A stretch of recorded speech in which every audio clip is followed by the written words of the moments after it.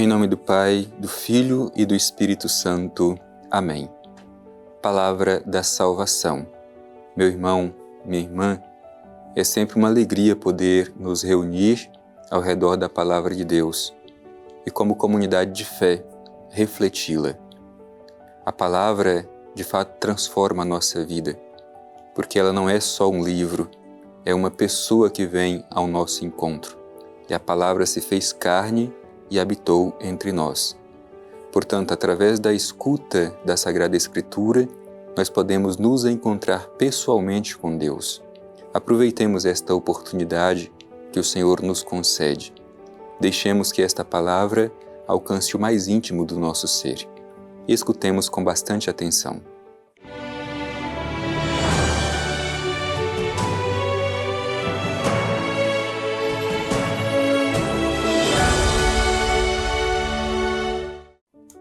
Proclamação do Evangelho de Jesus Cristo segundo Lucas. Glória a vós, Senhor. Contou ainda esta parábola para alguns que, convencidos de serem justos, desprezavam os outros. 2 homens subiram ao templo para orar. Um era fariseu e o outro publicano. Os fariseus, de pé, orava interiormente deste modo: Ó Deus, eu te dou graças porque não sou como o resto dos homens, ladrões, injustos, adúlteros, nem como este publicano. Jejuo 2 vezes por semana, pago o dízimo de todos os meus rendimentos. O publicano, mantendo-se à distância, não ousava sequer levantar os olhos para o céu, mas batia no peito dizendo: Meu Deus, tem piedade de mim, pecador. Eu vos digo que este último desceu para casa justificado, o outro não. Pois todo o que se exalta será humilhado, e quem se humilha será exaltado. Palavra da salvação. Glória a vós, Senhor. Querido irmão, querida irmã, a palavra quer falar conosco, comigo e com você. Muitas vezes nós temos a tentação de querer imaginar que a palavra de Deus é dirigida somente para os outros. Se queremos fazer uma leitura proveitosa da Sagrada Escritura, devemos, antes de tudo, saber que a palavra quer falar comigo, com você. Por isso, deixemos que ela nos toque, que ela nos alcance. Jesus está em pleno exercício do seu ministério, com o seu ensinamento, com as suas obras. E hoje, um ensinamento muito profundo, como sempre, Jesus utilizando-se de parábola, uma linguagem comparativa, usando as imagens deste mundo para falar sobre as coisas de Deus. E este ensinamento é para nós, é para mim e é para você. O Evangelho começa dizendo assim: Contou ainda esta parábola para alguns que, convencidos de serem justos, desprezavam os outros. Portanto, era um grupo que pensava ser mais justo do que os outros e por isso mesmo se sentia no direito de desprezar as outras pessoas. Ora, esta realidade não é somente uma realidade do passado, é uma realidade que pode estar presente entre nós. Será que na nossa comunidade, no nosso grupo, na nossa igreja, não existem pessoas, não existem grupos que se sentem melhor do que os outros, que se sentem mais justos e por isso mesmo desprezam os outros, querem desqualificar a experiência religiosa que os outros fazem simplesmente por não fazerem parte do seu grupo? Portanto, é uma reflexão muito atual e muito necessária. Será que entre nós não existem esse tipo de pessoa? Vejamos se às vezes nós mesmos não estamos contaminados com esse tipo de comportamento, de se sentir justos demais e por isso mesmo no direito de desprezar os outros. Isso acontece. A vaidade religiosa às vezes toma conta do nosso coração. Diante desse tipo de gente é que Jesus dá este ensinamento bonito. Conta esta parábola assim: 2 homens subiram ao templo para orar. Portanto, o objetivo era o mesmo. Os 2 estavam subindo ao templo com o objetivo de orar. No entanto, a postura de cada um deles é diferente. E inicialmente eu faço essa pergunta: com quem nós nos parecemos? A nossa postura se assemelha à postura de quem? Bem, o Evangelho diz que um era fariseu e o outro era publicano. O fariseu é aquele que se considera muito conhecedor da palavra de Deus, e mais do que isso, é aquele que se considera como o único intérprete verdadeiro da vontade de Deus. Portanto, é alguém que está sempre no ambiente religioso e que se considera muito perto de Deus.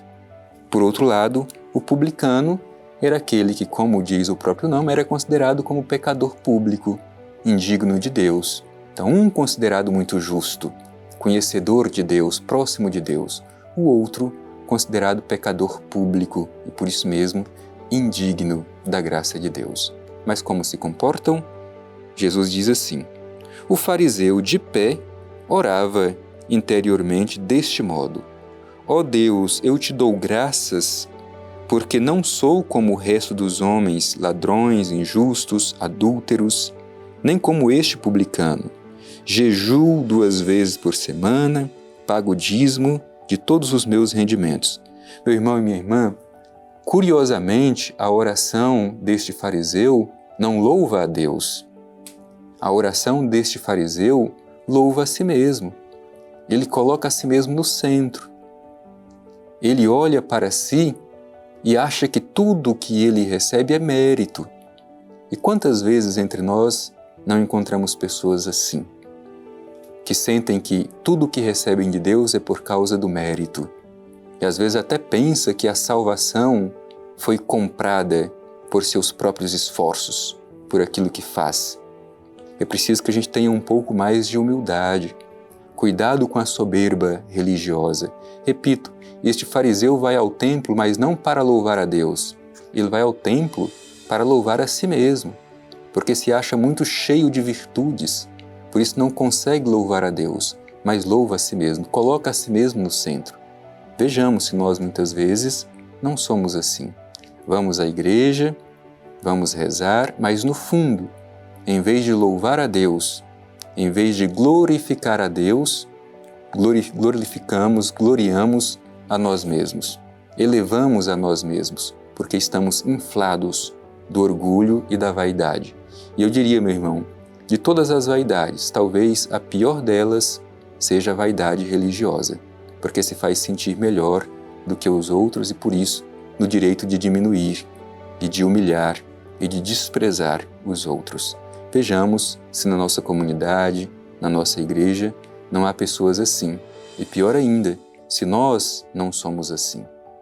Por outro lado, diz Jesus: o publicano, mantendo-se à distância, portanto humilde, não ousava sequer levantar os olhos para o céu, mas batia no peito dizendo, bater no peito é sinal de contrição, de arrependimento, de reconhecimento da sua pequenez. E ele dizia: meu Deus, tem piedade de mim, pecador. Portanto, uma oração humilde, de quem se coloca diante de Deus reconhecendo, antes de tudo, a bondade de Deus e a sua pequenez como pecador. Pergunto mais uma vez, com quem nós nos parecemos? Com o fariseu soberbo, que gloria-se a si mesmo e não a Deus, ou com este publicano que sabe reconhecer a sua pequenez, mas ao mesmo tempo suplicar confiante a piedade de Deus? E o próprio Jesus conclui: eu vos digo que este último, portanto, o publicano, desceu para casa justificado, o outro não. E conclui: todo o que se exalta será humilhado, e quem se humilha será exaltado. Essa é a lógica do reino de Deus, que é diferente da lógica deste mundo. Neste mundo querem humilhar e querem exaltar-se, mas a lógica do reino de Deus é que aquele que se exalta será humilhado, e aquele que se humilha será exaltado. Procuremos viver na nossa vida o ensinamento da mensagem do Evangelho.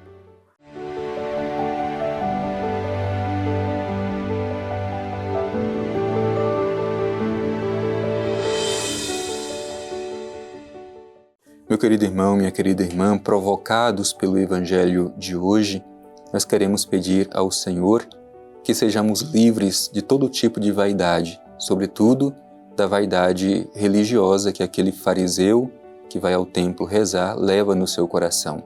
Que tenhamos a humildade deste publicano para, com o coração aberto, rezar a Deus, reconhecendo nossa pequenez, mas confiando na piedade e na misericórdia de Deus que pode nos perdoar. Dirijamo-nos ao Pai e a Ele façamos a nossa prece. Pai eterno, Deus de amor, Deus de misericórdia, no dia de hoje, ao concluir este nosso encontro ao redor da Palavra de Deus, te pedimos a graça da humildade. Somente com o coração humilde, sereno, como o coração de Teu Filho Jesus, podemos neste mundo testemunhar o Teu reino. Ajuda-nos, Pai, a superar todo tipo de vaidade e de orgulho religioso, para que neste mundo, vivendo os ensinamentos de Teu Filho Jesus, possamos testemunhar a semente do reino plantada em nosso coração, em nossos gestos e em nossas palavras. Assim seja. Amém. O Senhor esteja convosco, Ele está no meio de nós. Abençoe-vos o Deus Todo-Poderoso, Pai, Filho e Espírito Santo. Amém.